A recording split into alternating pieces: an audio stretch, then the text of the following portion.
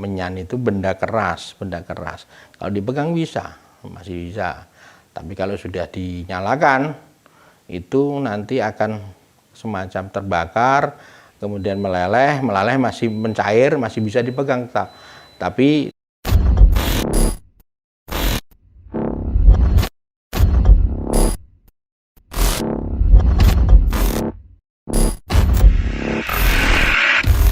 Om Swastiastu, Om Basuki Langgeng, para saudara-saudara yang saya hormati semuanya. Ini saya sedikit mengulas tentang sesaji.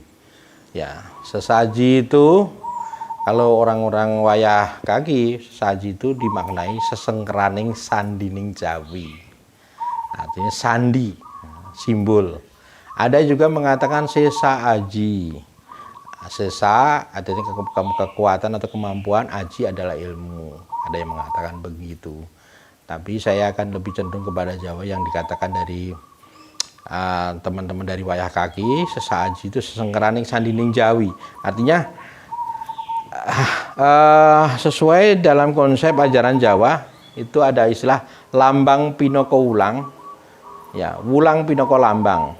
Setiap lambang ada ajarannya, ya lambang pinoko wulang. Jadi lambang itu ada piwulangnya, ada ajarannya.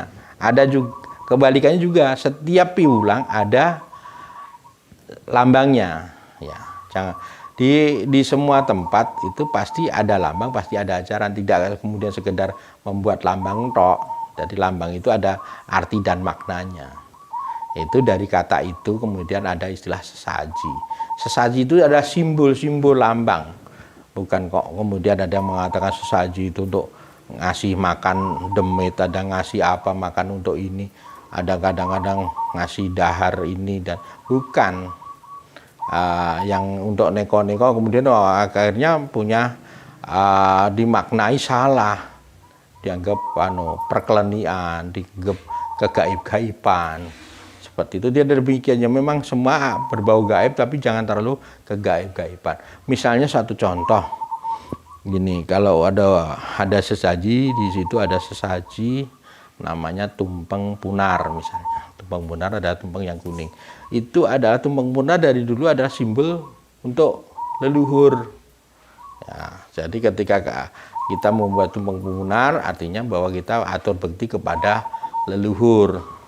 Kemudian ada tumpeng poncowarno, ada atur bekti kepada sedulur papat kalimo pancar. Kita orang Jawa tidak bisa lepas daripada sedulur papat kalimo pancar, itu semua pasti memahami itu.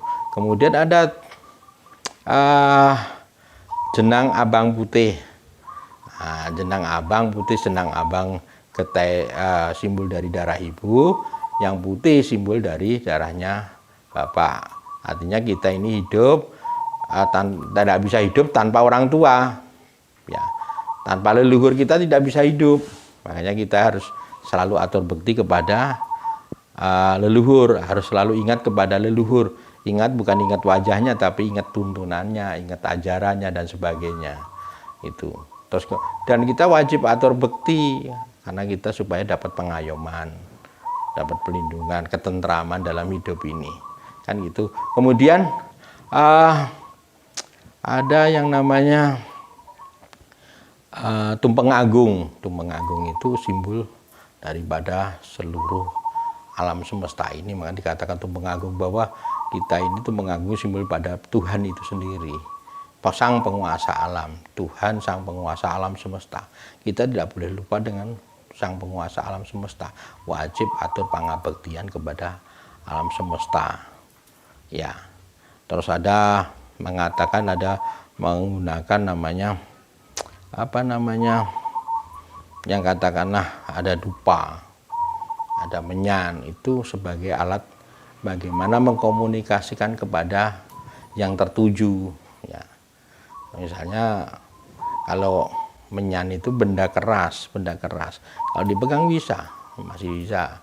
Tapi kalau sudah dinyalakan itu nanti akan semacam terbakar, kemudian meleleh, masih mencair, masih bisa dipegang. tapi tidak bisa dibawa, cuma di Demek, dipegang di Demek itu masih bisa, hanya disentuh itu bisa, tapi nggak bisa dipegang kalau udah meleleh. Kemudian jadi asap. Jadi asap itu bisa dilihat tok, tapi nggak bisa dipegang. Ketika sudah hilang, tinggal baunya tok. Nah, artinya dari yang berat, padat, yang nyata menghaturkan ke arah yang gaib. Yang gaib itu ya Tuhan itu maha gaib. Artinya menyampaikan atur bekti kita melalui itu sebagai media untuk menyampaikan kepada Tuhan itu sendiri, kemudian leluhur, para dewa, dan sebagainya.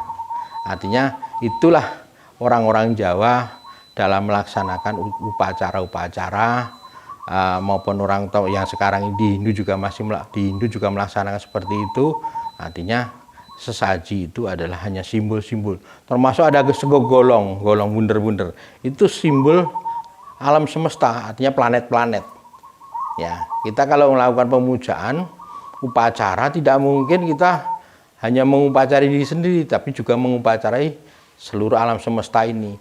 Ini badan ini adalah mikrokosmos, alam semesta ini adalah makrokosmos. Ini buana alen, alam ini buana agung. Kalau kita mau membersihkan diri, melukat diri atau menyempurnakan diri, alam semesta ini juga harus dibersihkan, harus dilukat, disempurnakan juga. Sehingga mikro dan makro harus sinergis, harus sama gitu.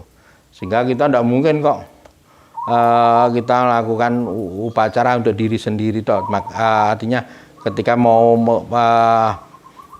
bahasanya kita mau membersihkan diri, harus kemudian alam semesta itu dibersihkan, kemudian orang itu harus datangi gunung, datangi planet, tidak bisa. Makanya ketika nggak bisa, disitulah kita adakan simbol-simbol golong, ada kemudian tumpeng. Nah, kan kita tidak mungkin gunung dibawa ke sini, kan tidak mungkin ada tumpeng-tumpeng macam-macam. Itu hanya simbol untuk artinya makrokosmos itu sendiri. Ini seperti itu. Sehingga jangan salah mengartikan bahwa sesaji itu untuk ini tidak, klenik dan sebagainya, salah. Tapi itu adalah simbol daripada bagaimana, atau simbol atau media untuk bagaimana orang mengaturkan bakti kepada Tuhan, kepada para dewa, kepada para leluhur, kemudian kepada ibu bumi, khususnya di bawah ini, ya. Para pedanyangan itu adalah bagian daripada yang ada di bumi, ya. Ya, sehingga artinya apa, kita ini di sekitar kita itu tidak hanya hidup hanya manusia toh, tapi manusia yang dalam bentuk nyata, yang artinya punya raga nyata, tapi Tuhan itu juga menciptakan yang gaib, yang juga perlu kita hormati. Ya, kita hormati. Sehingga dalam ajaran agama Hindu juga dikenal bahwa manusia itu harus berkomunikasi atau bakti kepada Tuhannya, juga manusia juga harus saling menghormati kepada sesama manusianya. Tapi manusia juga harus menghormati kepada makhluk ciptaan Tuhan yang lainnya, yaitu yang ada di bawah-bawah ini, semuanya wajib kita dihormati. Sehingga bukan yang manusia atau yang ingin dihormati, tapi semua makhluk itu juga ingin dihormati. Wah, apa yang dilakukan manusia itu dalam melakukan bersesaji dan sebagainya itu adalah wujud komunikasi dengan Tuhan, dengan sesama manusia, dengan leluhur dan sebagainya, termasuk alam semua kekuatan yang ada di ibu bumi ini, ya, termasuk para pedanyangan di bumi ini. Sehingga harapannya ada keseimbangan alam, ya, ada keseimbangan alam, ada ketentraman, ada kedamaian, ya. Yang hidup itu kan harus ada keseimbangan, sehingga tidak kemudian hanya manusia tok yang pengen dihormati, tapi padahal makhluk lainnya juga pengen dihormati juga. Sehingga ada sinergisitas antara manusia dengan Tuhannya, manusia dengan para leluhur, dengan para dewata, juga dengan semua ciptaan Tuhan, termasuk semua makhluk yang ada di bumi, baik yang kelihatan maupun yang nggak terkelihatan. Sehingga ada kedamaian, ketentraman seperti itu. Demikian yang saya sampaikan. Kalau ada kesalahan saya mohon maaf. Saya tutup dengan Om Santi, Santi, Santi. Om Rahayu, Rahayu, Rahayu.